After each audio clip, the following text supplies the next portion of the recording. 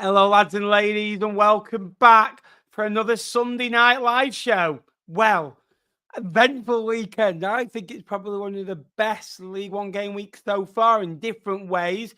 We had drummings, we had big results, we had shocks. A lot of them. The relegation battle heating up, and there was a bit of a gap starting to close. However, everyone seems to get a result as well. We've got nappers on a Sunday. We've got Jake Tong with us in the studio as well. Let me know if you can see and hear me okay as well. Make sure you get liking the show as well. Subscribe to the channel. But before we do so, I've been dreading this. Hello, you okay, mate? You're on mute. You're on mute. Stay that way. We've done this for 3 years. Go on, then. Oh, what I was going to say was, don't pretend that this is the first time that you've seen me today, because we spent about 40 minutes on FaceTime. We spent about nearly an hour on call doing a members video for you people. So make sure you get a membership. Yeah. But surprisingly, mate, I'm very well actually. As it goes, it's been quite the good weekend. How were you, Nappers? How was your weekend in the commentary box? It was good, yeah. By losing to the bottom of the league, but yeah, it was all right, eventful. Enjoying doing commentary, different type of videos. I wasn't really sure how it was going to come across. Generally, was fearing that vlogging could be over and trying my absolute best. I tell you what, it's very hard to have loads of notes in front of you, have a tripod in front of you, put it onto the pitch, put it onto yourself, commentate. It's like having 7 jobs at once, and men can't multitask most of the time, and I definitely can't. But let's come to the comments as well. Please like, please subscribe, and a really good few members videos. We made a good one last week, and there's probably about 2 or 3 that we filmed now. So we're ahead. They're about to come out. You're going to get a double upload for membership next week as well. So if you could become a member, go to the channel, press join. It would really mean a lot. And join legends like Mark, who actually became a member today. A shout out to Mark. Hope you're well. Sadie's also a member. Shout out to you. Well, David, Sadie. there Fantastic. you are. Ian, great comment. He's also a member as well. Thanks, Ian. Appreciate that. Yeah, could have told me on time. Do you know what I mean? Thank you very much, Richard. I hope you're well. Just the latest comment. That's not JJ McKitt, not that one. The one beneath it. No, beneath it. That's above it, mate. Hello. I wonder if that's JJ McKiernan's mum. And if it is, Mrs. McKiernan, your son is very talented. I appreciate him very much. Yeah, Schumacher in at Bolton Wanderers apparently. Second half of the season, yeah, exactly. There you are. I think a lot of teams. I tell you what, it's been an eventful week. It really has. I've been looking forward to hopping on here all day. So again, this is me too, mate. Me too. This is your home of League 1 and 2 till the end of the season. This is ramping up videos and streams. Honestly, so much content coming. It's going to be like Coronation Street on your screens non-stop. Probably too much, to be fair. So get subscribed. It would mean a lot as well. We're going to come in. There you are. It is Jake. Oh, no. What? Why have you got an alarm set for 8:05? Because it's 5 past. Peterborough! Come on! Yeah. Promotion is on for us. Yeah. He's a good player. Yeah, I loved him at Morecambe. I had him on my list to sign at Fleetwood, but yeah, we 3-5-2. Hello, Sue. Here she is. Yeah, exactly. Surely just a show dedicated to Ryan Loft in his journey Ballon d'Or. He scores one goal, and all of a sudden he's. Tell you what, Jake. I've put you down the pecking order in recent weeks. I'll let you go first today. Lincoln City 5, Peterborough 1, a cup final victory for the Imps. A really good, healthy attendance inside Sinclair Bank. A really good display. When you look at it, 5 goals, 3 points, back-to-back victories. Lincoln were ruthless. A first goal for Dom Jeffries in a Lincoln shit. Tom Bayliss added a delightful free kick as well. Freddie Draper even scored from the penalty spot as well. My mate Kean Hayes has had, well, better afternoons, conceding a penalty and putting one in his own goal as well. And James Collins says to the Peterborough United goalkeeper, What sauce would you like with this chip as he scores his first goal in the red and white stripes of Lincoln? Ricky J. Jones did pull one back for Posh on the hour. Big takeaway for this was Darren Ferguson labelled, this is the softest group of players I have ever managed. And this group of Peterborough players, I agree, absolutely spineless. You look at the team, and I know they've been ripped up, and I've been saying for weeks they're not a good side. I get you've got an agenda against Peterborough. I genuinely don't. And I did expect Peterborough to have a fall-off season. At what point do we say, and people we labelled with Spurs last year, and this year, it's naive. They conceded 52 goals. They've been involved in 95 goals. Last season, involved in 150. The season before, I think it was 129. I get that Peterborough want to be involved in lots of goals and entertaining goals and want to be on the front foot, but it's not. They're not playing an attacking brand of football. They're getting ripped open time and time again. And this team isn't great at all. And you look at it, Hughes couldn't even get in the Stockport team. Taylor Doon struggled to get into a struggling Charlton side. Fernandez, I don't think is at the level. CJ is a great lad, but I just don't think is a top-end League One player. I'll be honest. Cipriano and Collins are good players, but I expect more. I really expect more from them. Keane Hayes is okay, a flash in the pan. Malik Mothersill, again, has been hit and miss. I don't get it. The recruitment's been poor. However, take nothing away from Lincoln, a really good victory. And it's a victory they needed because it takes them now back-to-back wins, 7 points in the last 3 as well, 38 points. Just 4 off the playoffs, just 6 off Stockport currently. And tell you what, Jake, just 19 points off top of the league, Birmingham playing 2 games more. It's still possible. Yeah, still go. What, Nappers, I haven't told you this because I waited purposely until we were live. At the start of the second half, Keane Hayes came right in front of the co-op stand to drop his water bottle off. I was still stood talking to my mate at the time, and he was about maybe 4 feet away from me. And I just said, Keane, you looked up and I went, Napper's just told me to tell you that you're a Fleetwood traitor. He just laughed and walked off. So clearly, Keane still remembers who you are. But I don't believe that. You've not done that. You speak to a friend. You've got a friend. You got to remember. I spoke to Wes Burns about you. It's not the fact I don't believe you're talking to Keane. It's the friend situation. Oh right, okay. That's what I don't believe. Appreciate that, mate. Appreciate that. Firstly on Peterborough, that's probably the worst Peterborough side I think I've ever seen.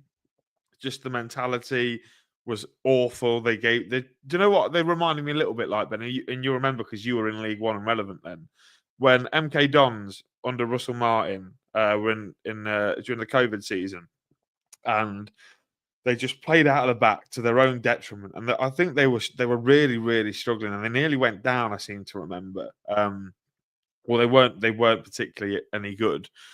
And they just played out of the back time and time again, and teams caught them high up the pitch, and they scored. And we were able to do that to Peterborough yesterday, and we won free kicks, and we've got such a good set piece delivery. The defending for the goals are all soft. It's I think you're right about the lads that have come in, potentially not quite at the top end League One level. They're probably middle of the road League One players, Eden, Sam Hughes, etc. I thought they were spineless. I thought they were really poor. The goalkeeper was erratic. They had the one sort of positive from a Peterborough point of view, from my eyes, Ben, was Gustav Lindgren. I thought he was actually quite good, looked quite shifty, running behind a few times and stretched the defence.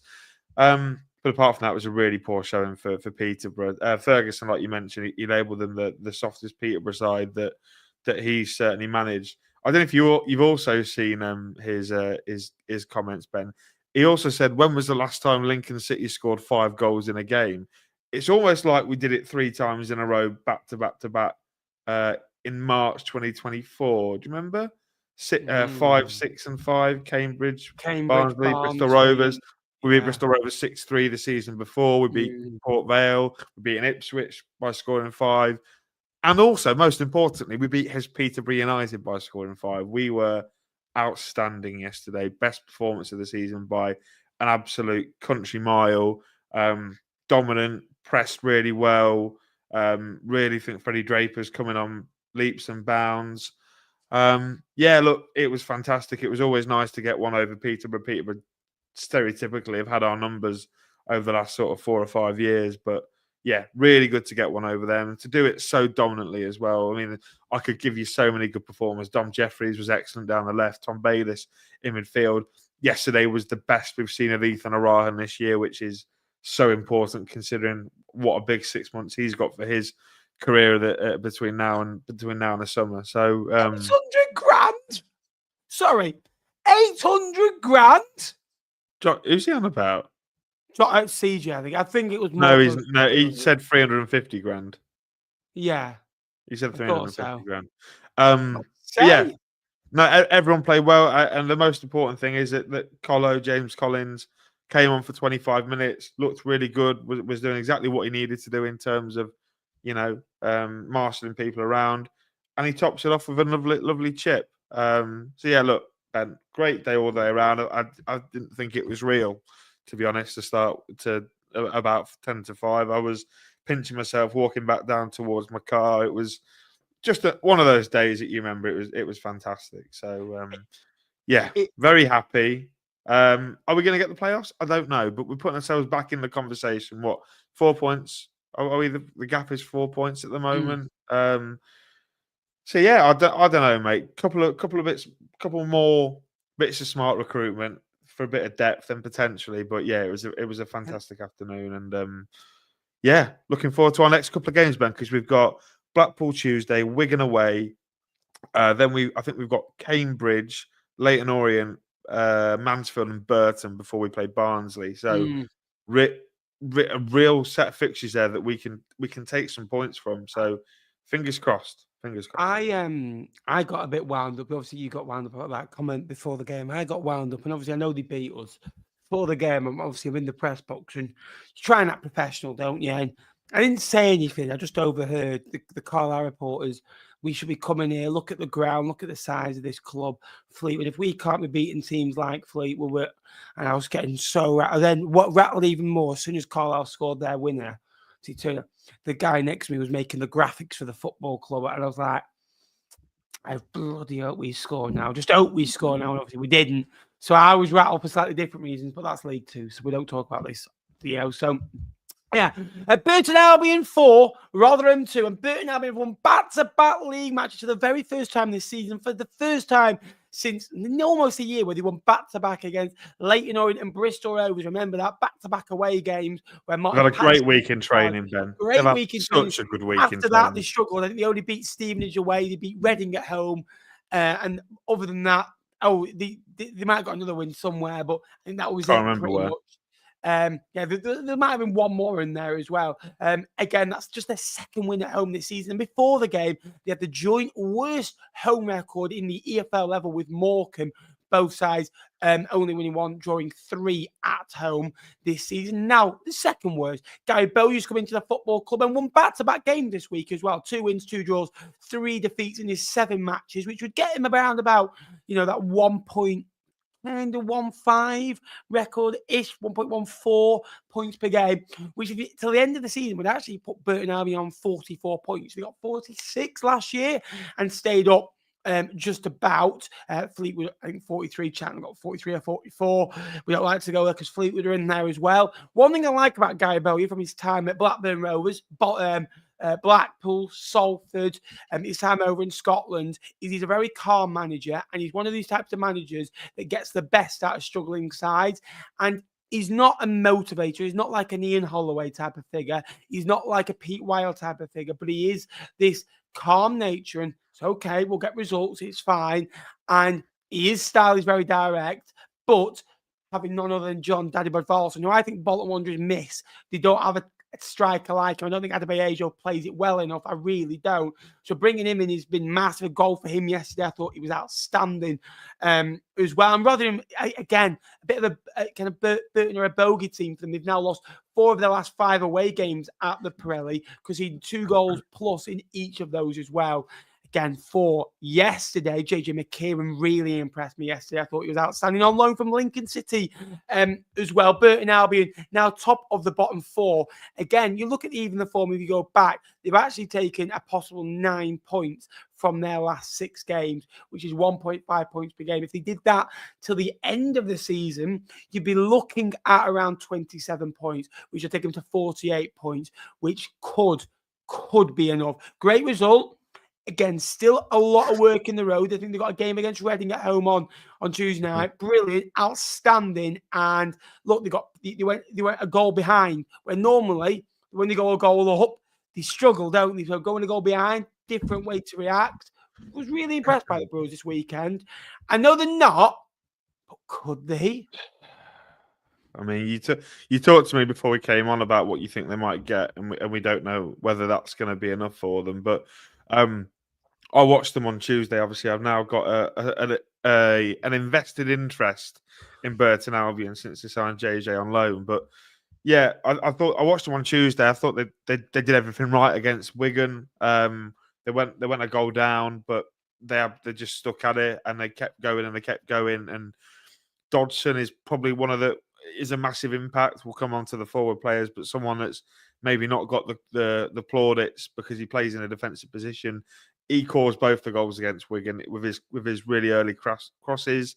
And look, that win against Wigan, it's the first one, and sometimes we see teams when they haven't won in a long time, they get one, and all of a sudden they go on a bit of a purple patch and win 2, 3, 4 in a row. And on Saturday, I mean, they must have been dreading the worst when Louis Sibley, a lad born in Burton, nearly signed him apparently. They nearly signed him as well.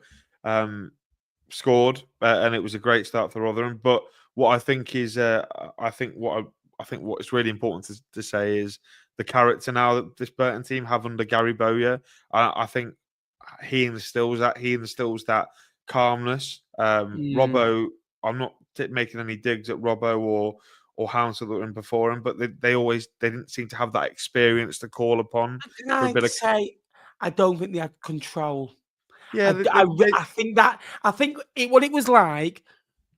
Gary Bowyer is like that guy, that experienced English teacher that he's a bit dreary, but he's sound. Do you know what I mean? It's one of those that if he was that type of English teacher, as long as you got on with you, like you could have a bag of sweets, but as long as you're getting out on with your work, he allows it and he lets things go. And I think that's what you need when you're in a relegation battle. I think Robinson's that type of lad where he tries to be your friend, and then when it didn't work, he tried to be someone different, and he didn't adapt. And if Gary Bowyer had been there from a bit earlier, would he stayed up? Would he be in a better situation? I think so. But John Daddy Bartholson could be the signing of the season. Look, and what I think was important is that they've relied on that experience from Gary Bowyer, and you can tell in their performance. I mean, from going a goal down yesterday, that they looked every ounce better than Rotherham United going forward. Like I say, Owen Dodson causing absolute mayhem down the left-hand side. John Daddy Bodvarsson, when he scored on Tuesday night, he again similar sort of signing to James Collins in many ways. I think an experienced number 9 that's done it at this level before, and John Daddy Bodvarsson scored. Always bring it back to Lincoln, you. Just wait, because there's another one to come still. And how can you not talk? How can you talk about a Burton win and not talk about probably one of the best players on the pitch? I allow that one in JJ McKeown. I mean, he was outstanding yesterday. Goal and assist.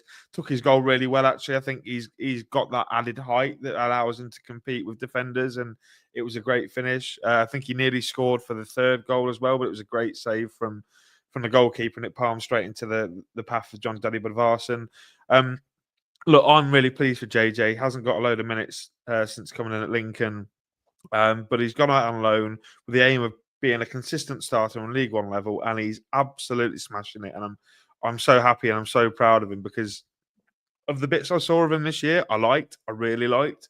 But he just wasn't getting minutes on a consistent basis. Now he's gone in at Burton, and he is one of the main men. He's the attacking threat, carries the ball really well, and we've seen that with Burton already. And really, really happy with JJ's development, and hopefully Burton fans are too. And fingers crossed he can continue to put, and the rest of the team can continue to put in great performances. But I've seen them twice now this week, and I've been impressed. So, look, Tuesday night's a tough one. Reading at home. Reading notoriously better at home than they are away from home. So we'll see how that goes. If they go and make it 3 wins from 3, Ben, they've all of a sudden they've got the confidence, haven't they? And we sort of said this group has potential, just not ready-made ability.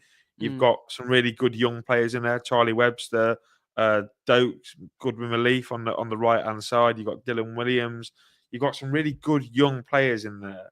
Barella as well, who actually looks a real menace up front. So, yeah, it's been great for Burton. For Rotherham, Ben, I mean, I've kind of always said is a little... Well done, Sue. You got it right. Rotherham, I don't know. Where do we go with Rotherham, Ben?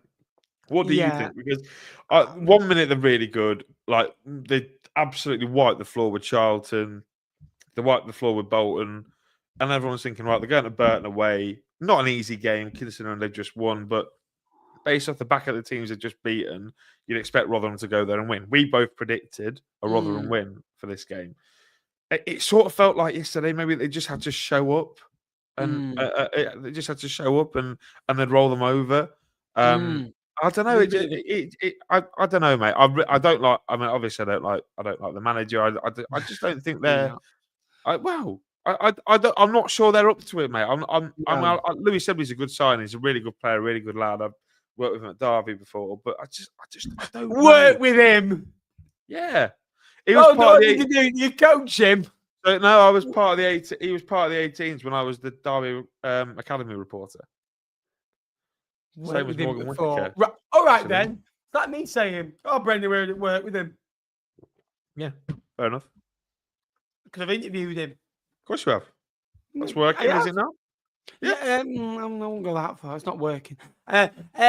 Rotherham United again. They've gone to potential. 5 points off the playoffs if they won the game and now on 2 points. If buts and maybes, very inconsistent. I think we're now seeing anyone really from Mansfield down. From Mansfield up in the playoff race and from down maybe out of it a little bit at this moment in time. But again, Blackpool are in good form, 5 unbeaten, drawn 4 of those, don't get me wrong. But I think we're starting to get in towards the next 5 games of the season.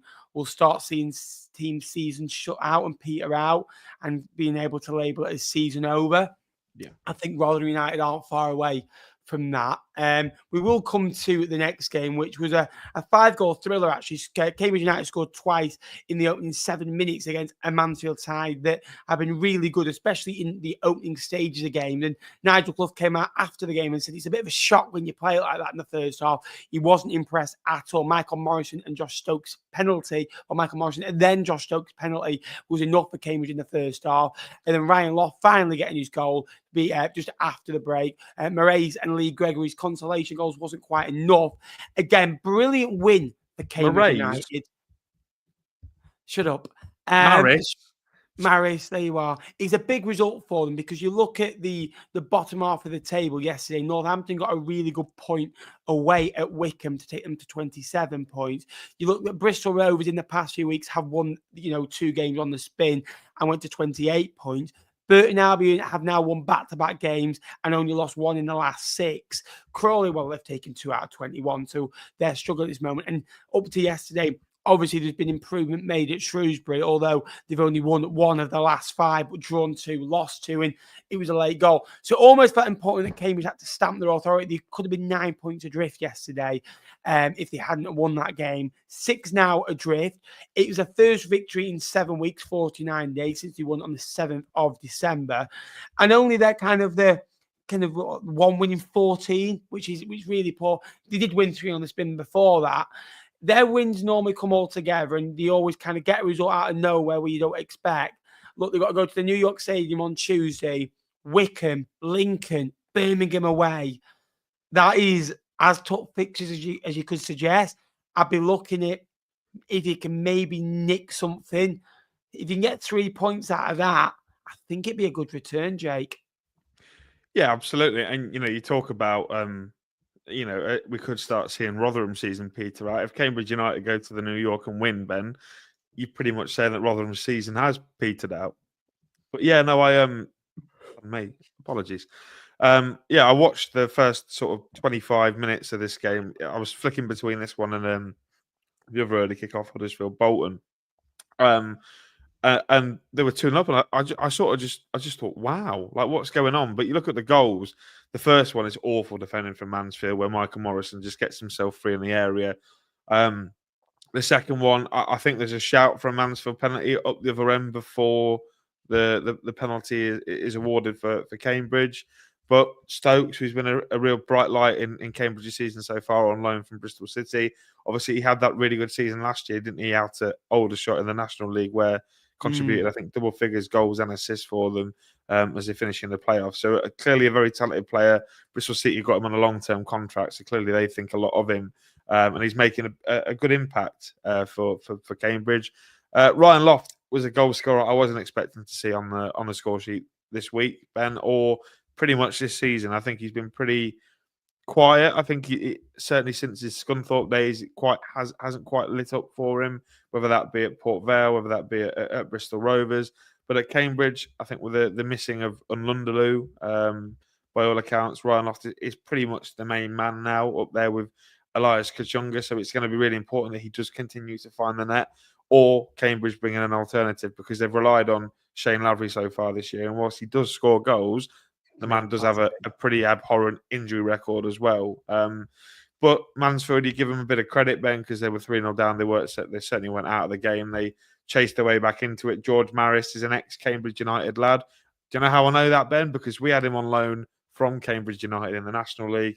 And Lee Gregory, we know how prolific he can be from the spot. So, yeah, fantastic for them to get 2 goals. I'll be disappointed to lose the game. But yeah, like you say, Ben, so important for Cambridge to win that game, given that Shrewsbury, they beat Wrexham last week. We had Burton winning 2 in a row. It was really important for them to stay intact, really, with Northampton, with Peterborough, Bristol Rovers, those teams down the bottom. So yeah, I think Gary. What I will say is that Cambridge have a bit of work to do in the transfer market, Ben. Don't you think? Like, you look at the squad, look at the team that played yesterday. Morosi went off with a hamstring injury, so he's going to be out for a while. So you're looking at Stevens playing in goal. I think that's okay. Rossi, Morrison, Watts with a little bit of depth in terms of Okadina that can play back there. Gibbons as well. Where I think Cambridge need to improve, maybe at wing back. They've got Longelo one side that can play behind Danny Andrew. Liam Bennett, there's not really an alternative for Bennett if he's not playing well. I maybe feel like they could do with another number 10 just to swap up from Elias Kachunga, and they certainly need a number 9 that's going to score goals at this level. So a lot of work to do for Cambridge, but that win will give them massive confidence going into the final week of the window, where they'll probably sign about 5 players.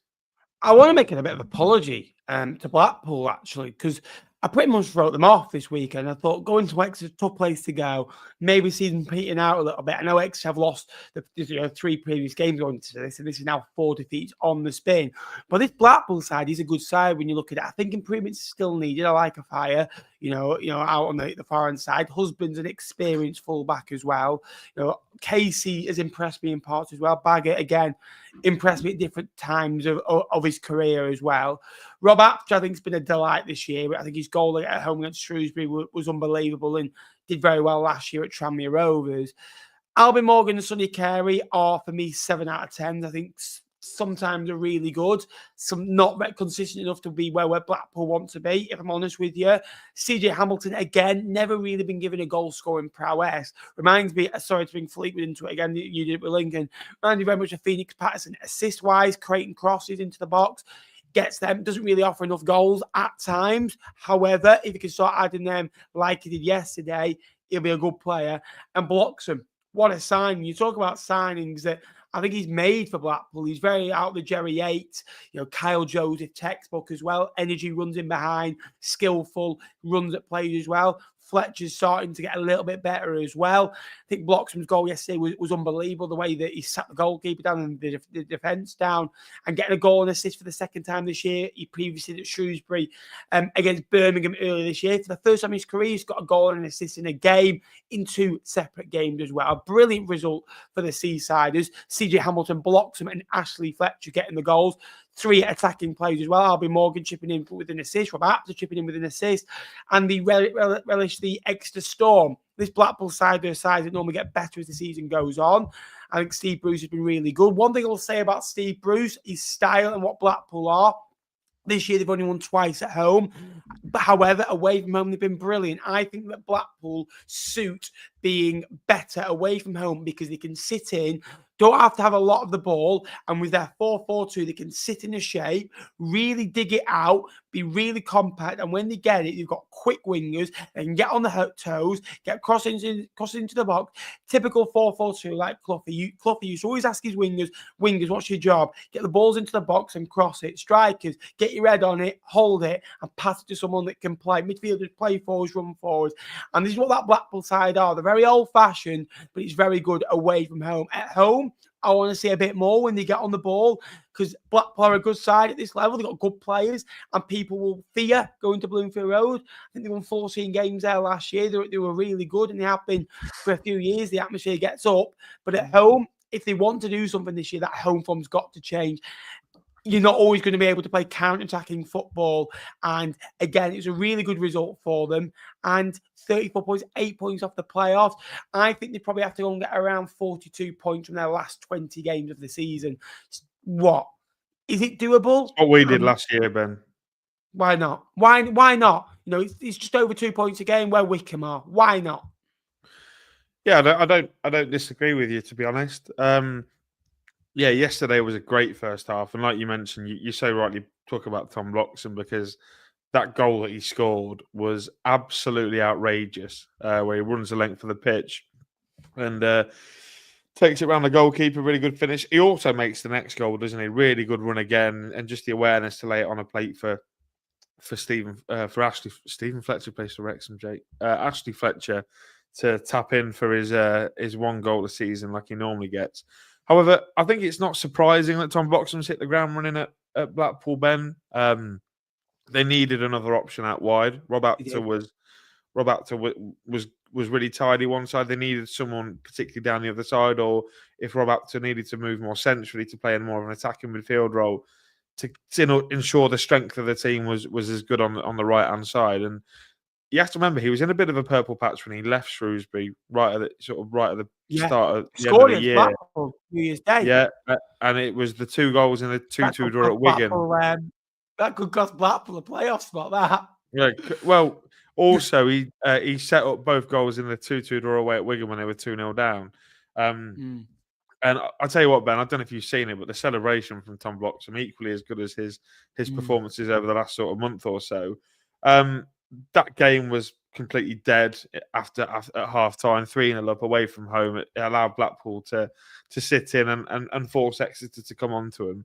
You know, you talk about Blackpool potentially surprising a playoff, putting a playoff run together. I feel like the way that you beat Blackpool, Ben, is by giving them the ball. Certainly when they're away from home, like you mentioned, they like to play on the counter attack. But if you give Blackpool the ball away from home, I think they might struggle a little bit. So I'd be intrigued to see how they do on Tuesday night, obviously, because we've got them at Central Bank. So that's the way I think you beat them. You make them play and you sit off them, and then you can hit them on the counter attack and in the transition. And yeah, it was a great win. It's an important win. They've got to be pretty perfect between now and the end of the season to get themselves in the playoffs, but they're in the conversation. They've stopped the run of draws, which will be most pleasing to Steve Bruce. Yeah, I'm sure they'll be absolutely delighted. For me, Ben, they still need a bit of help in terms of the window. I think they could maybe still. I think they've got a couple more bits they need to do. When you look at the team that played the other day, they still, for me, still be short of a centre forward. You know, you've got Tom Bloxham playing there, but he's probably more of a wide player. You've got Ashley Fletcher, Jordan Rhodes came off the bench. Jake Beasley did the same as well. They need a centre forward that's quick and can get in behind, in my opinion, if they're going to do anything different. Well, Niall Ennis has been mentioned, and he is a player perfect that. He is obviously an experienced player now, but when he was at Plymouth a few years ago, I think he got 13, 14 goals, few assists as well. He's one of those players that stretches defences, quick, agile, can get on the heels, and is a good sign. Exeter, just quick on them, I'm a bit worried about them. 4 defeats on the spin now, and Exeter were relying on their defensive prowess. Now they're conceding goals. The attacking output is still the same in terms of shots on target.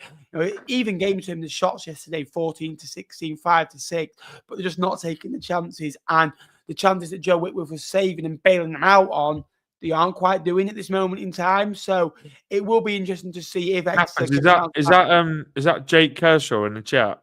Yeah, Jake. Oh, Jake, Kershaw. You're right. Yeah, he pulled me up on it though.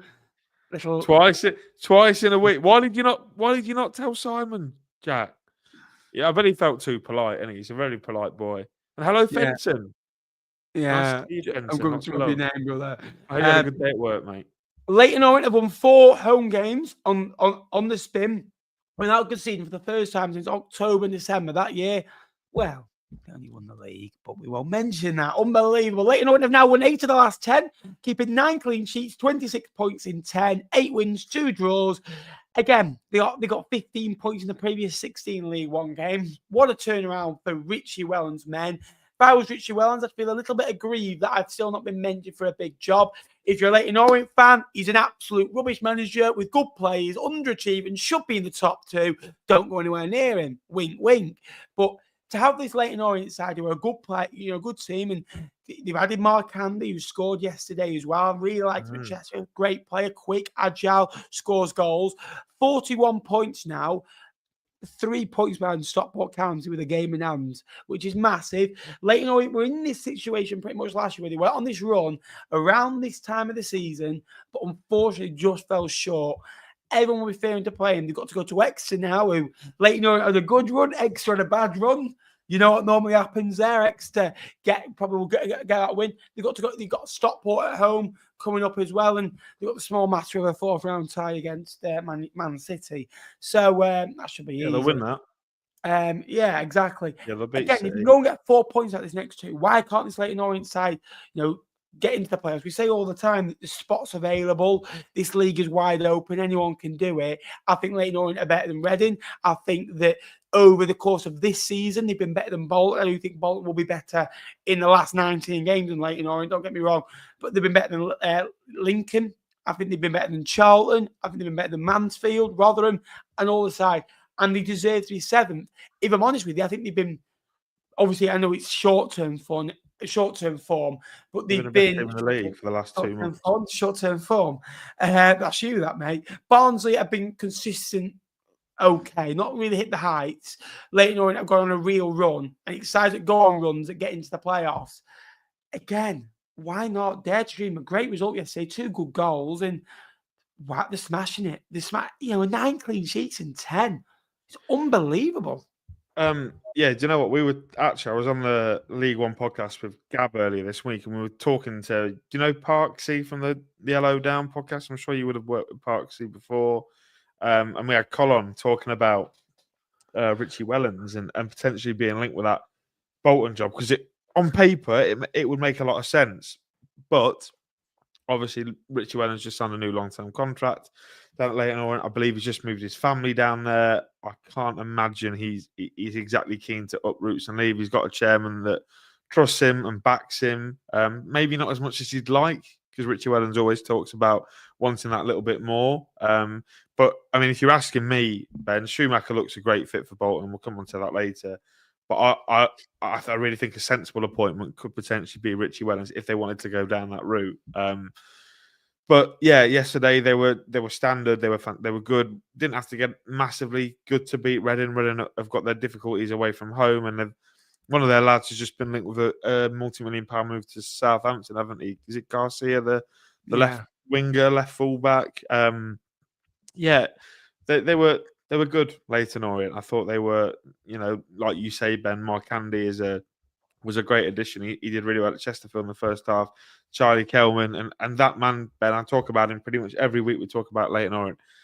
Donnelly, he's finally sort of woken up from his slumber, as Parksy said. And and he's now producing goal involvements pretty much every week. And they've been the best team in the league for the last 2 months, Ben. The form tables do not lie. They've won, like you say, 8 games out of 10. Not many teams can do that. My issue, I'm not saying it's an issue, but my question to you, Ben, would be, have Leyton Orient timed their run too early? Have they gone a little bit? I know it's all well and good being in. I don't think you can ever win games too early. No, but no, I'm not saying that. But have they got their momentum in too early? You sometimes going into the playoffs or trying to finish in the playoffs in the season, you want your momentum to come in the last 10, 8, 9 games. If they've done it sort of 15 games too early a little bit, and we've had to catch up. Well, exactly. Well, it depends how far out they get, doesn't it? Because they could get so far out in front of everybody. But yeah, I don't know. I just feel like they've not timed the run. I mean, don't get me wrong; they could easily finish in the top 6. But yeah, they were good. I don't think they're outstanding against Reading. They didn't need to be, but they were good, and they've been fantastic for the last couple of months, like we say. So yeah, Leyton Orient fans must be dreaming. Thinking about Leyton Orient sort of fixtures coming up, Ben. I'm not sure who they've got over the next coming weeks. I'm sure you're going to be able to. Leyton Orient. Yeah, I know we travelled down there. You've got Exeter on Tuesday, and then you've got. So Leyton Orient have got Exeter away on Tuesday, Stockport at home on Saturday. Which will be a tough game. Then they go to Wrexham. Then they've got Mansfield, Lincoln, Bolton, Birmingham, Charlton, Rotherham as a gap until that takes you into early March. That's a really, really tough run for them. But we'll have to wait and see. They did time the run last season around this time and faded away. Missed out. Yeah. Can I just say, changing Ian Evatt won't change anything at Bolton Wanderers. Still the same out there. Still the same, still the same mentality, profiles. Changing Ian Evatt won't change. Huddersfield 0, Bolton Wanderers 1. Huddersfield failed to match their 17-game unbeaten run where they got to a playoff final, lost narrowly to Nottingham Forest in a game that they should have won. Unfortunately, they were let down, and let's be honest about it. However, in League One, they've won 10, drawn 6 in that period as well. And Bolton Wanderers 1-0 win against Huddersfield Town ended that long run as well. A superb victory for the White Army. Julian Darby's White Army and boyhood Bolton Wanderers support. He said he was up at 3 a.m. in the morning, nerves through the roofs as well. You could see what he meant. He had his grandson on the pitch with him after as well. And the difference is now Bolton Wanderers are still in the type of situation they were in 2-3 weeks ago, where they are still in 9th position. They are still outside the playoffs. They are now only 1 point outside the playoffs. They are still 3 points off 5th. And they were 3 points off 5th with more games to go. And I kept saying that, yes, they are near to the playoffs, but they are so far off it that you wouldn't believe. However, now Bolton Wanderers fans are thinking, and they were probably thinking the same, they're now thinking, hang on a minute, we've just won at Huddersfield. Right, let's attack it now. We're 3 points off 5th. This is a really good fixtures coming up for us now. And they're now looking at Northampton on Tuesday, whereas last week they'd have looked at it and gone, they're going to come, sit in a shape and beat us one. That they're thinking, right, we're going to win that. And it's a bit arrogant, but they're thinking every game they're going into, with Reading coming up, I know they've got Shrewsbury away, they've got Crawley to come, they've got Leyton Orient to come as well. 5 games there, they'll be thinking, we can go and get 10, 11, 12 points and really amass some form, whoever is our manager. So just because of that managerial change, the mentality around the pitch has changed and the club has changed. And because the fans have turned and the fans are so positive, the fans were brilliant yesterday, by the way, at Huddersfield. Sold out, saw the Leyton, I thought it was unbelievable. But I think that will spur onto the pitch, whereas I think the fans' energy in the last 2 weeks has spurred onto the pitch. And because Ian Evatt's been down, they wanted him out, the fans were toxic. And we're labelling things that the players felt nervous. Now the shackles are off. All of a sudden they're excited. One thing I will say as well, I think a lot of Bolton Wanderers fans have wrote off this season as well. I think that for the last 10, 15 games, no one's thought about Bolton Wanderers getting into the Championship. That's never really been mentioned on this channel. It's never really been mentioned by Bolton fans. It's just been about game by game. And it's never really been thinking, everyone's thinking we're miles off and we need the focus has been getting Ian Evatt sacked, basically, from a fan's perspective. She's never nice, making a man lose his job, but getting a change of manager. That's all they thought about for the last few. It's not been about Bolton Wanderers Football Club winning promotion. Bolton Wanderers now have a different focus. They have a 19, I think they've got 19 games left. It's a 19-game season. And if they go on a math in the region of around 34 points, I think they'll get into the playoffs, which Bolton Wanderers can easily do. And again, even if they don't go up this year, if they go and get Steven Schumacher in, I don't think there'll be too much hustle like there was last year about them staying in League One for extra year, because they've got the right choice of manager to go and attack it. Of course, they want to get promoted this year. But I think that change of manager has changed a lot of things at Bolton Wanderers. Yeah, no, I agree. And you look at the performance yesterday, and they played with, like you say, the shackles off, freedom. They could express themselves. I thought we actually got the team selection spot on to the derby. Played a front two of Adebiejo and Collins. You got the really physical Adebiejo who bullied the defence.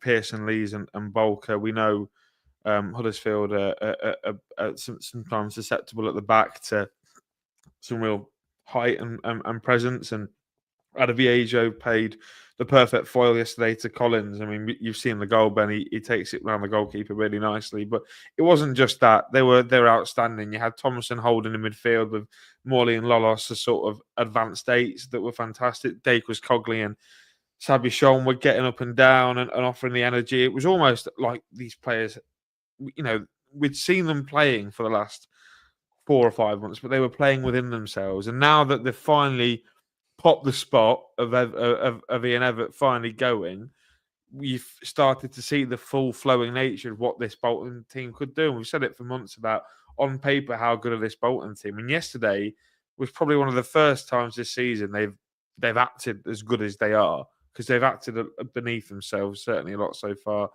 this season. I put a tweet out yesterday saying that Bolton have got themselves back together, really.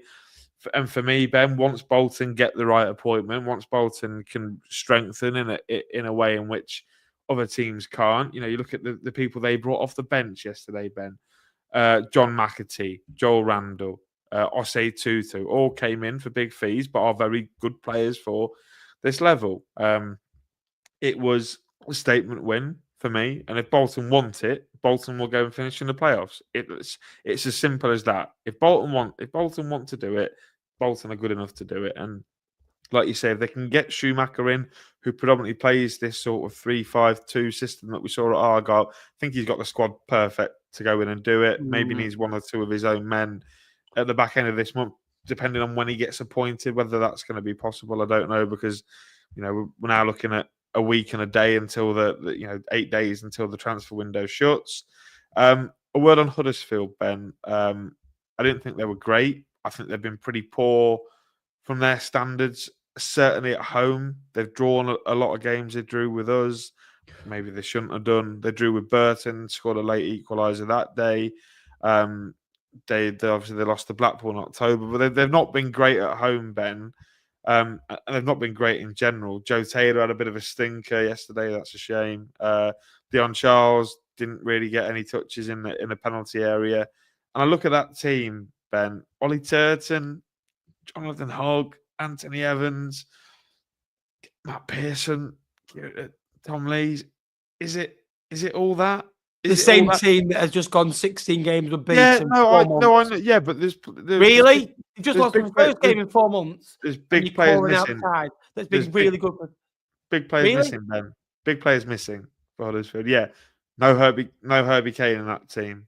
By the way, came on the bench. Lass Sorensen, Callum Marshall, Karoma, who we've seen help get on this run. I think, Ben, and I don't know if this is unfair to say, but I feel like Michael Duff's managerial nous has guided Huddersfield through this run a little bit. Yeah, agree with that. And I think now I think certainly coming up against Bolton, a rejuvenated Bolton, I get that. But I think they've been underperforming. The underlying numbers don't look as good as what potentially they could be. I don't know if it's going to last forever, but I certainly think we're seeing a slight dip in form and a drop from Huddersfield in terms of their standards. And I'm not worried about them finishing the top 6 because they'll absolutely do that. But in terms of them making a serious challenge for the top 2, we're going to need to see an improvement in their recent form. Yeah, agree with that. Make sure you like the stream as well. 6 games still to come here on League One Live, and subscribe as well, and also become a member of the channel because it does help the channel out as well. You can get the link down below. It would really be appreciated. Stockport County, 2 goals in that first half from Will Collar and Macaulay Southern Hales. Saw enough to see off again 2 sides in League 2 last year. Obviously, coming up this year and been a breath of fresh air. 2-0 to County. Crawley started the season okay with that win over Blackpool, win at Cambridge. However, is a side that is out of its depth a little bit. It's like a pair of white trainers. They're good. Shut up. Now let me let you into a little League One Live secret here, ladies and gents. I joined the call about 10 to 8, and Ben goes, "Jake, I need an analogy for Crawley." And here I am. Tell them the analogy, Ben. Yeah, Crawley have been a bit like a white pair of trainers. Obviously, when you first get them out of the box, they're a bit like you're unsure if it's going to last, and it looks good at the start, doing you really well. Now, kind of when you're putting your shoes on, when the lace is done up because you can't be bothered untying it, the heels have got it's a bit scrap, bit dirty, and unfortunately, Crawley are struggling. And there's a fans forum on Thursday, which I think is very brave. The activity in the January transfer window hasn't been there. It's a squad that again was ripped apart. Scott Lindsay left, Orsi left, Lolos left. The whole squad left. We could be here all day as well. I think that it's a team that I don't really think has much quality. I like Hepburn Murphy. I think Swan's okay. But other than that, again, there's no real, Pursuit Kamara has been good elsewhere as well. Kelly isn't bad, but it's a side that is not better than other sides. And when they're on top in game, then they have been this year, they don't have the quality to win games of football. They missed it up 4 shots, 0 on target yesterday. They're not nasty enough, and everyone doesn't fear them. And they're kind of getting opened up like a can of beans at the moment, and they're a bit vulnerable. They're struggling out there. They need help. Rob Elliott. Rob Elliott needs help. Sorry, lost my words then. Rob Kelly, former Fleetwood assistant manager. Everything's about Fleetwood. He's struggling. He needs help. He needs adaptation. Do I think they'll be in a better place with Scott Lindsay? Yes. Yeah, potentially. But it's a big step. Sorry, bear with me. I could have done that. It's like the start with your girlfriend. Everything's suns and roses, and you get to the middle. It's just constant barrage. Yeah, tell me about Podcast end. Oh, that's a bit real. What are you on about? It did last year. I said that. Yeah. I don't know what you're thinking about. I said it's a bit. I said it's a bit real, mate. That one. Yeah, Stockport again. They need to get out of second gear, did they, to win this one? 15 shots, only the 5 on target, but that's all they needed, Ben. 2 goals to 0. Standard scoreline. I have no idea why I didn't go for it because I would have got myself some extra points, but just really solid. And without missing, obviously Louis Barry's not at the football club anymore, but they were without Bate not starting. He came off the bench coming back from injury. That's a big return. You've got Ben. They signed Micah Hamilton this week. I don't know if you're up to your knowledge on Micah Hamilton from Middlesbrough. But wow, we scored in the Champions League last season for Man City away at Red Star Belgrade or somebody like that. I can't remember. I remember the goal coming in off the right hand side, and he put it away really nicely. So a player with a lot of pedigree and someone that Man City thought a lot of. So I was really surprised when they let him go. But Stockport really steady enough a win that keeps him in that top 6 conversation and keeps the ball well and truly in their court.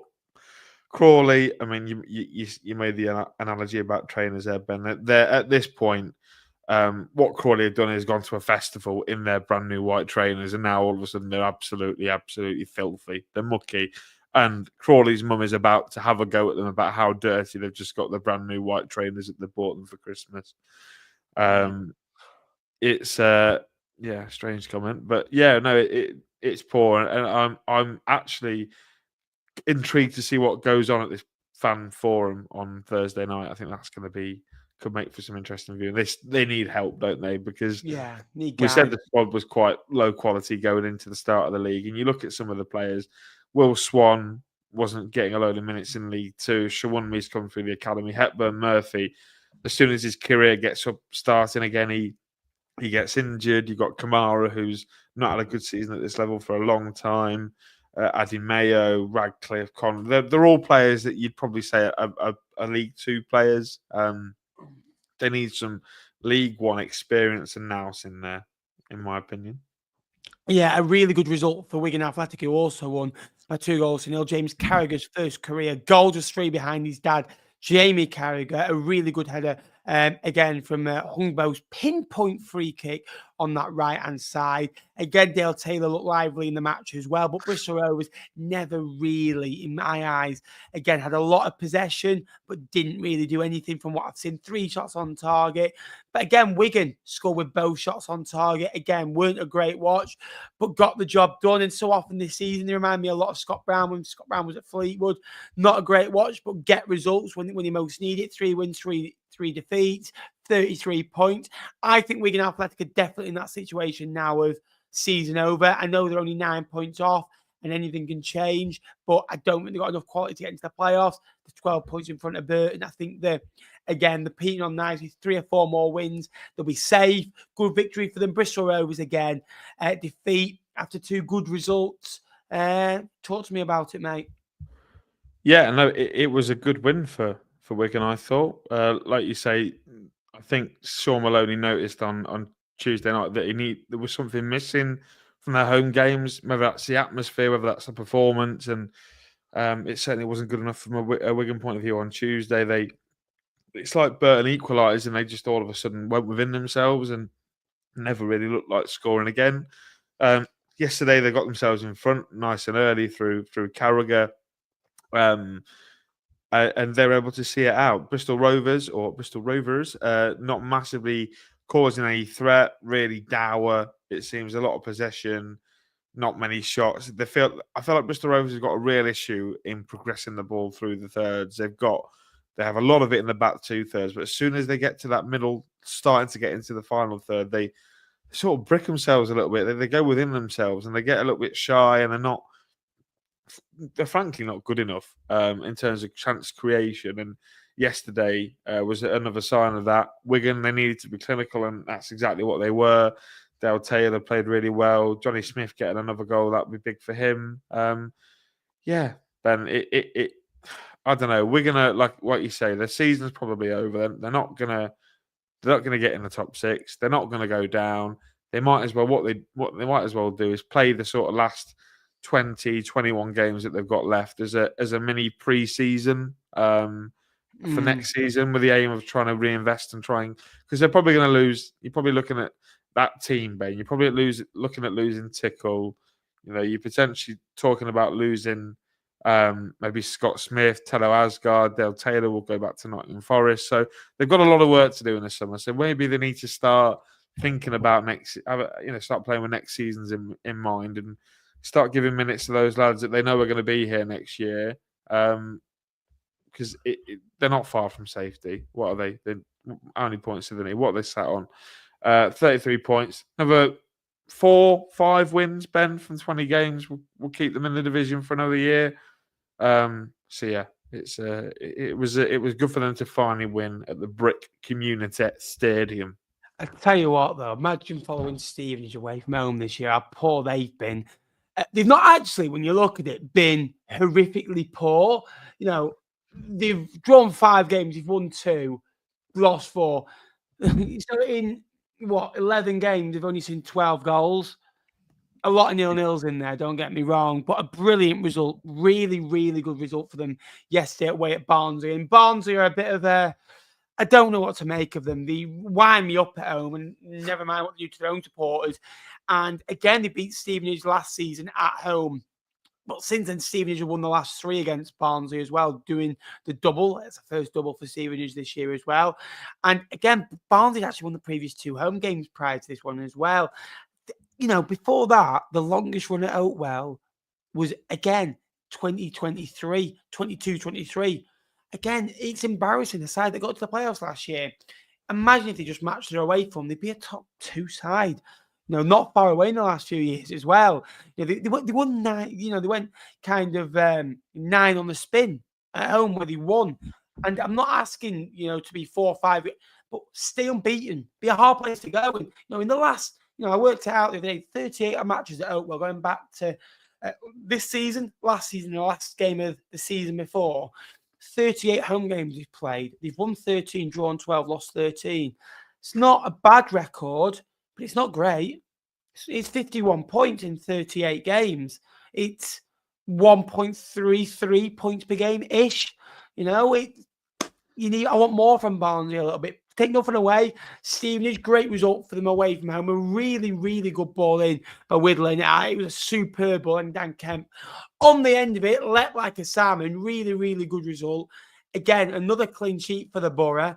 Matt Farley will be absolutely delighted. Let's be honest, Matt He Farley is delighted. Let's be honest, it did been delighted. But Jake, we got a corner with Barnsley. They sold pies in the away. Have you seen this? No, I've not seen anything. This is the limbs. Look, wait there. Hang on, copyright. Oh, it's Taylor's video. Right. Where's Farley? Look at him. Go on, the boys. I'm sure Taylor's not gonna. I'm sure you're not gonna get him bothered with Taylor. He's a good lad. Yeah, he's a good lad. He'll be one we're watching. He's a great lad. Talk to me. Great result for Stevenage. It's a big result for them. Are they in the same situation as Wigan now? Again, I think Charlie Keegan made a really good point a few weeks ago about his Stevenage didn't do so well last year. 34 points. And you look at it, 2 draws, 2 wins, 2 defeats in the last 6. 13 clear the bottom 4. How good is that for Alex Ravel? Yeah. You know, he is. He's good because the expectation was just to keep Stevenage in the league, but they've clearly morphed themselves, and they had a good enough season to morph themselves into a decent mid-table League One side, Ben. And yeah, I mean, what you can say about Stevenage are their games are very low margin, very fine margin. They're very, very close, 0-0s, cagey, or 1-0s, or you know, I think they've only won by more than 1 goal on maybe 2 occasions. I know they beat Barnsley by 3 goals to 0, didn't they? I can't think of many other times they've won by scoring more than 1 goal. I'm sure you can have a look at that for me. I had a look at this actually, Stevenage, and their away form has been pretty honking away from home. And I misread it at first.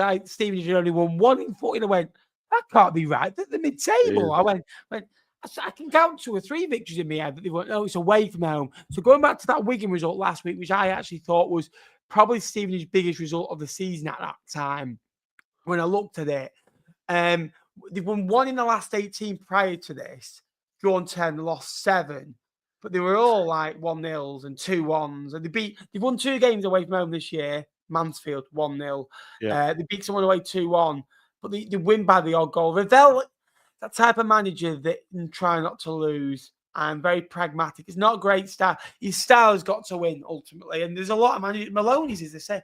2 sides, dull as dishwater to watch, but often kind of get results. Yeah, and Stevenage to increase their firepower. Jamie Reed's not hit the same heights as last year. Louis Appare's been out for a considerable amount of time. The only sort of goal threat that Stevenage possess are through set pieces. So you like Charlie Good, Carl Piergianni. You're talking about your centre backs going up, and Nathan Thompson was one, but he's since moved on to Milton Keynes.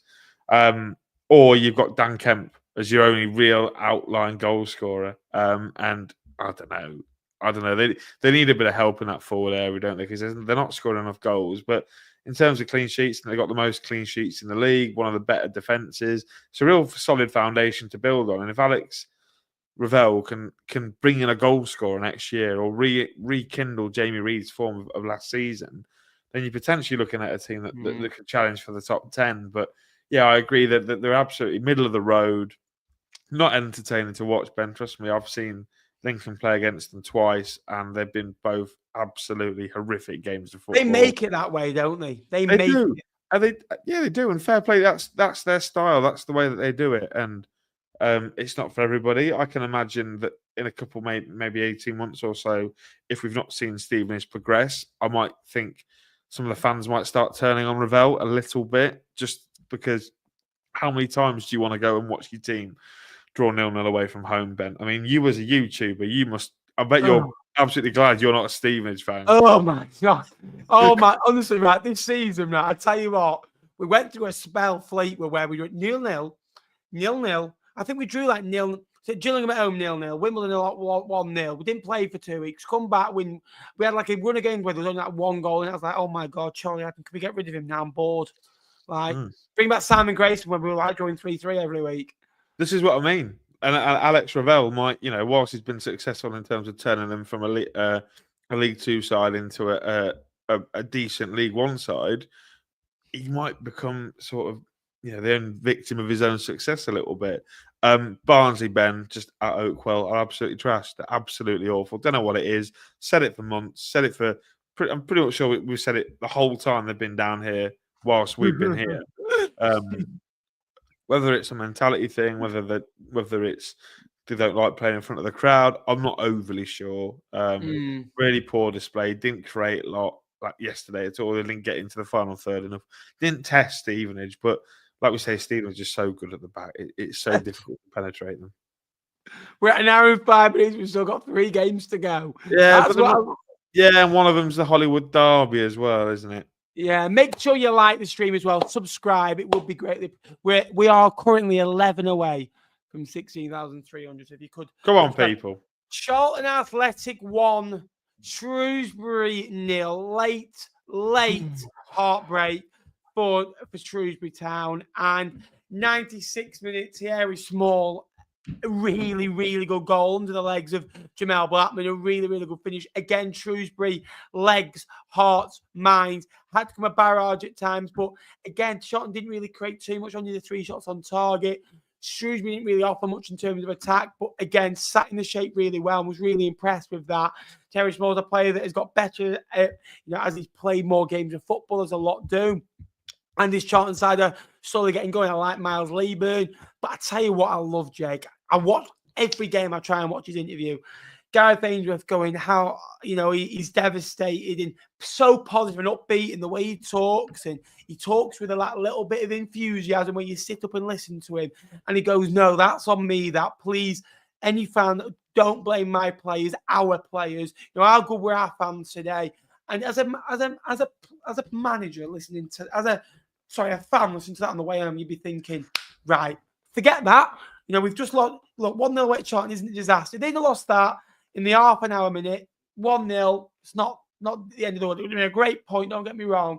But even if they go down, they're going down with a legend. They're going down with a really, really good manager, and he's a superb guy. And he just gets it. And when last year I wanted him as Fleetwood manager, he would have been a real rogue shot.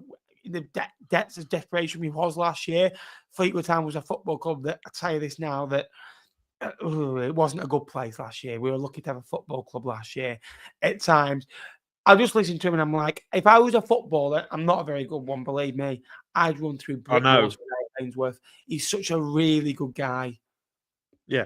I don't know if you've seen the clip, Ben, of him stood outside the tunnel, watch it, making sure that he shakes hands with every single Charlton player as they make their way off to the pitch. It just tells you about the bloke, really. I thought they were unlucky, actually. That you look at the goal that Charlton scored, it's a good finish from Thierry Small, but the way that it sort of ricochets and it falls perfectly to him from a Shrewsbury point of view, I think you could call it pretty unjust and pretty unfair, and slightly, just really, really unlucky. Great save from Blackman to deny Leaburn, but apart from that, not a massive amount of goal mouth action in this game. Ben, thought a 0-0 draw was probably the right result. I think it would have been a little bit fairer. Shrewsbury defended particularly well.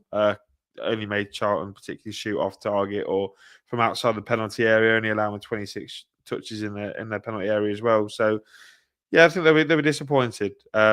Charlton, obviously, that's another win on the board for them. Now they continue to sort of rise the table and keep pace.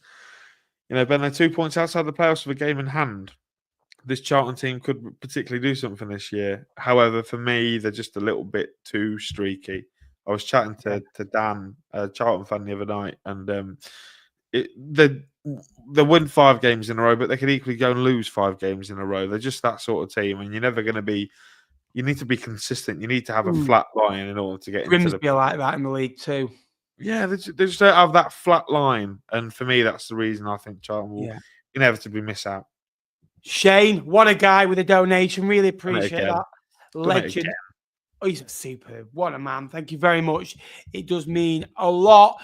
2 games to come still here on League One Live. Keep the likes coming and keep subscribing.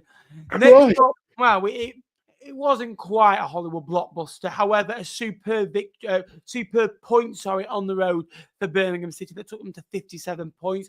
A point that would have seemed as, well, a great point with players out, but then you think, we didn't win.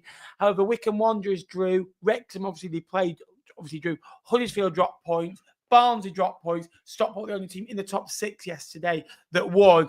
However, teams outside, 4 of the next 5 from 7th down to Lincoln City all won. So again, the Chasers all winning. But again, Birmingham City the other day without Xavi Alonso and Iniesta, Peik and Iwata, get the two mixed up. And then when you're without kind of Bielik just coming back from injury as well, you're without key players and they missed him. And I don't want us to be harsh on Birmingham here, but I think without Peik and Iwata, they're probably a low championship side, mid-table championship side. Peik and Iwata makes them a top championship side, and you can see that clear level above everybody else. And the way that Wrexham plays, so gun-ho, attacking football, press, out wide, cross into the box, and it was frantic. And Birmingham City couldn't get the foot on the ball. Gardner Hickman couldn't get the foot on the ball. Peik and Iwata would. They'd stamp their authority and nick it off you. A bit like, when you're playing kids, like when your older brother, you've got a little kid against your older brother, he kind of just steps in and, lets you have the ball. However, when he's trying, it's very hard to get past. And he's an unbelievable, midfield pivot of 2. One being out is bad. I kind of wanted to see Peik and Iwata on their own, like one of them on their own at the point. Not both of them go out injured. Obviously, Stanfield's coming back from an injury as well. They are struggling in that area, but to go away at Wrexham and deal with the onslaught that it was, I thought Wrexham was superb. A great display for them at home as well. Continues that really good home record.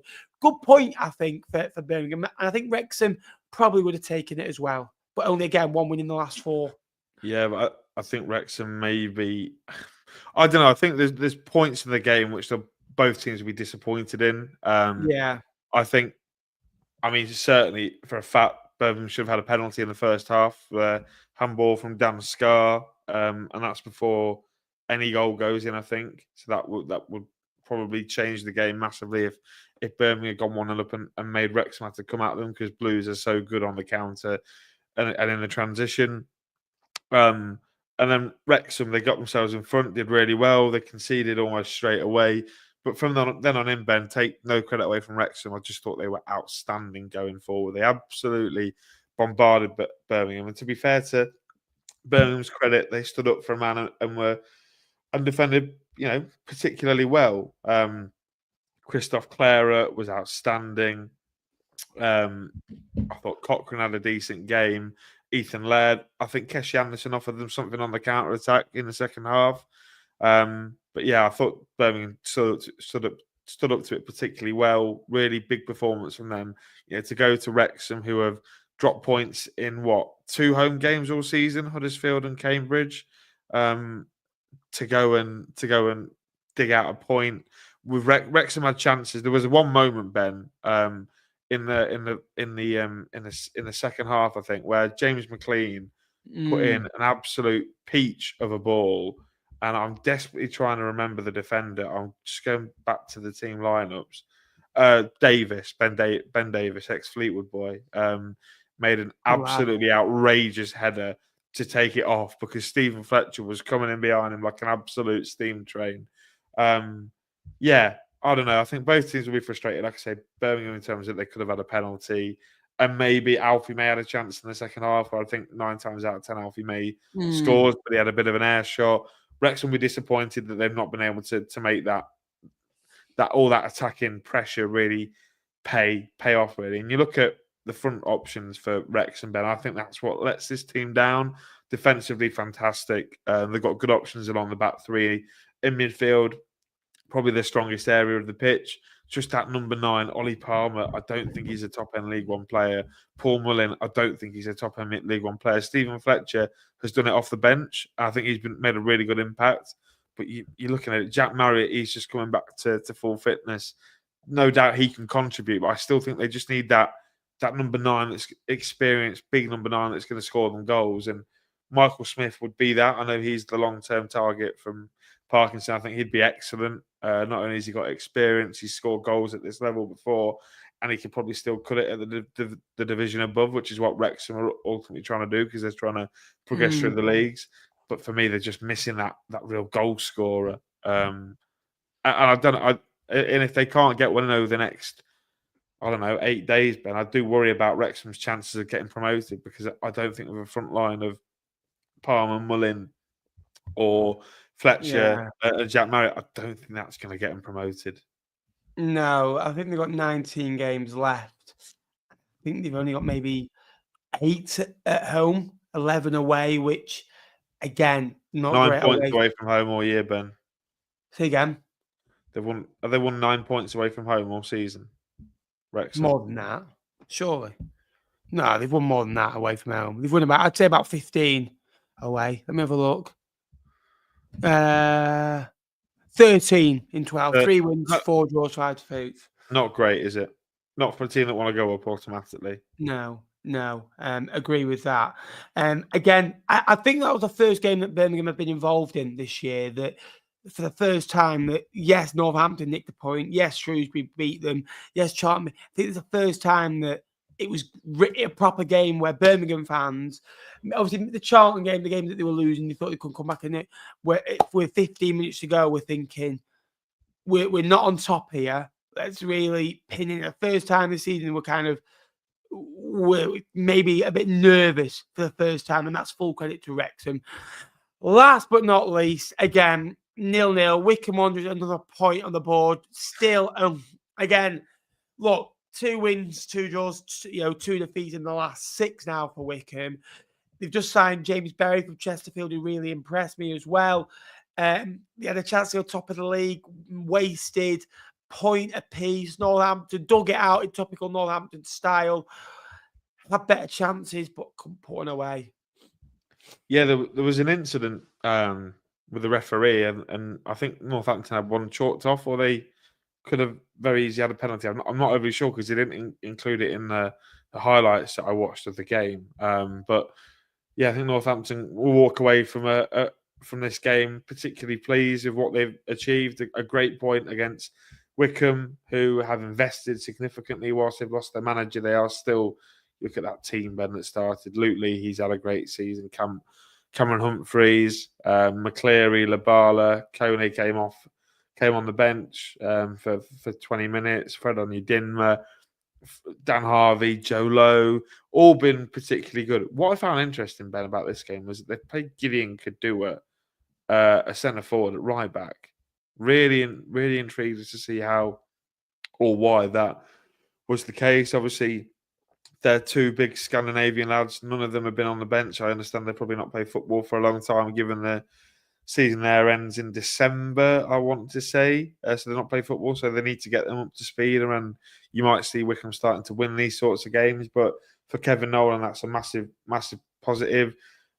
Really like the signing of Terry Taylor in at Northampton, Ben. Don't know about you. I think he's going to offer them something different in midfield. And next to Liam Shaw yesterday, I thought they were both excellent screening that back three. So, yeah, not a lot to talk about in this 0-0. Not a lot of incident, not a lot of goal mouth action, but a better point for Northampton than it was for Wycombe Wanderers. We got through it. Right, predictions. Before we do so, Jake, plug your Twitter, mate. Why not? Yeah, so I'm trying to get up to 1,500 followers on Twitter, and I am currently, how many away am I? I'm very currently close to 10K, actually. Eh? I'm very close to 10k actually. Now you said that, I think 45 away from 1500. So I'm 39. if Nappers puts the name tags on How do I do this now? on the right hand side, What? come on, the name tags. My Twitter is down here when Nappers puts a little. Come on, the little name tags. I don't know how you do tags. Hang on a minute. Of course This you do. is Go like on. I'm like granddad here. Give me a minute. Layout. It's where you put your name. It's where you put your name. No idea. What are you on about? I know that, but you need to get them to show. I think it's because I'm in layouts, mate. Oh. Anyway, I don't want to ruin it. It's Jake at Jake_Tong 98. I'm like a granddad. I'm sure Nappers could put it in the bio in the bio for me. But yeah. Also, obviously, I do the Here for the Lincoln podcast. We recorded an episode and put one out today, looking back at that 5-star win over Peterborough. So go and check that out. We've pretty much got most teams left in the league still to play. I think we've got 19 games left. So highly likely that we're going to be talking about your team between now and the end of the season. So come and check it out, please. Yeah, absolutely. Right, predictions. Well, it's fascinating. We've got one game. Eh? One game. We'll do the others on. Yeah. So I was too lazy to do it all last week. But having calculated the scores from last weekend and the midweek games, so just to let you know where the land was laying before last weekend's game, Ben was 10 in front. Ben was on 201. I was on 191. I pull out 11 points. Ben pulls out 2 points from last weekend. It's a good return from you, Ben, last weekend. Midweek, I took home another 3 points while Ben took none. So going into this weekend's fixtures, Ben was on 203 and I was on 205. So that's the first time this season I've been in front of him. But then the spawny little person pulls out 3 correct scores and gets 9 points this weekend, while I get just the 4. So Ben is currently on 212 and I'm on 209 going into this midweek set of fixtures, which we have a full lineup for, Ben. So you get to go first. Play along at home. You get to go first. So first game we're going to give you, Ben, is Burton Albion versus Reading. Burton Albion 2, Reading 1. Okay, you were close to me. I'm going to go Burton 2, Reading 0.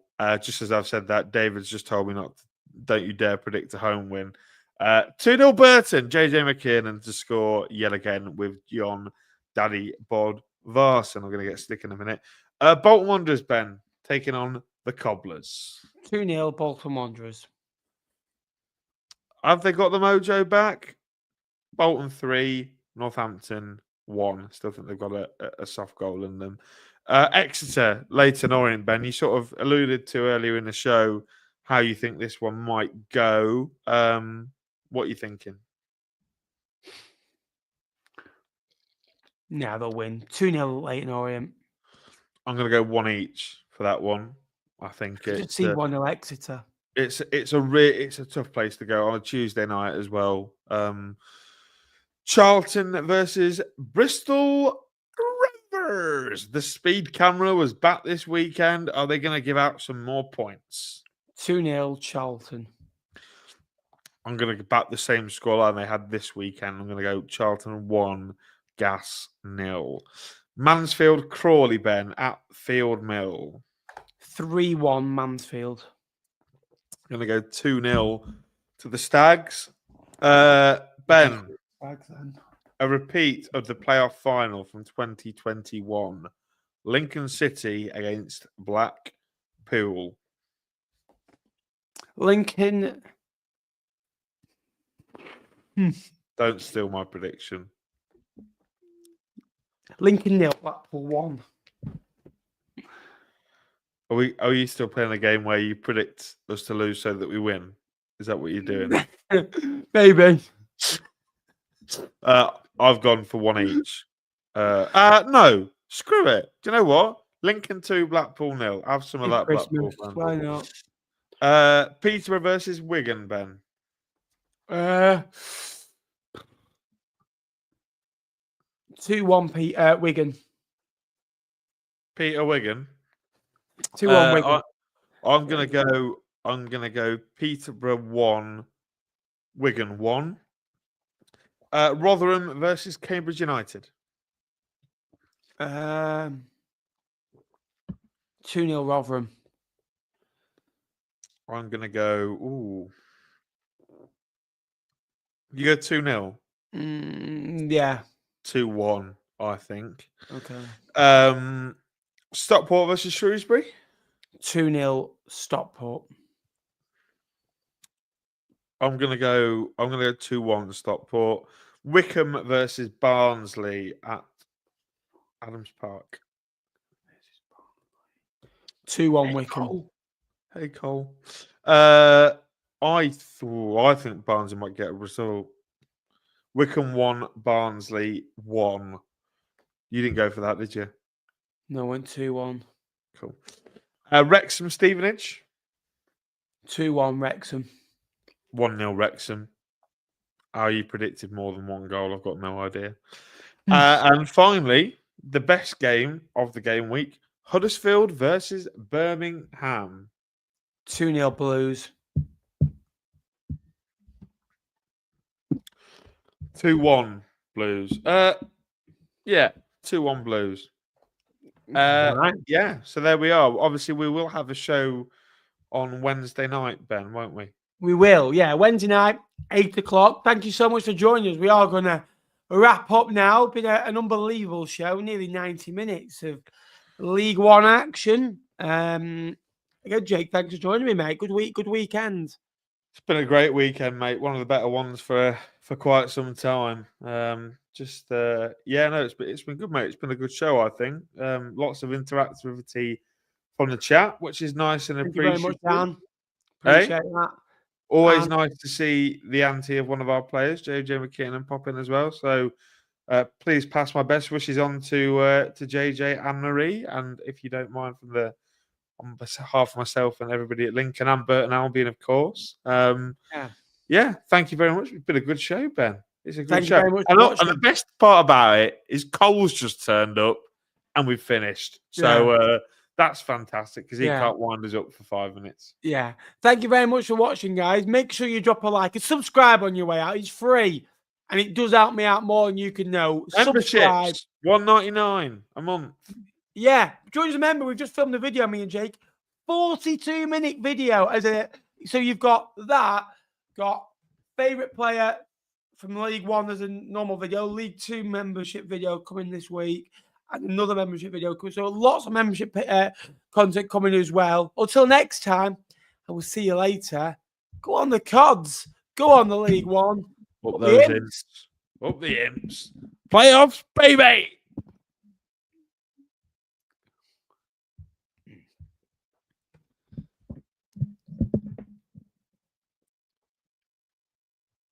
And through it, she offers me protection. I was going to start singing.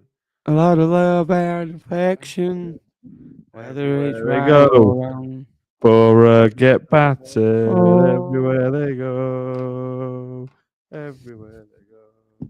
Borough get battered everywhere they go.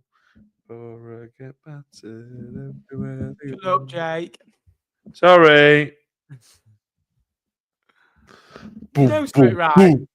You know on Wednesday, right? Oi, Jake. I'm just doing the Icelandic clap. You against Blackpool. Lincoln against Blackpool. He's like... It's the League One live derby, really, isn't it? Now you're talking the line.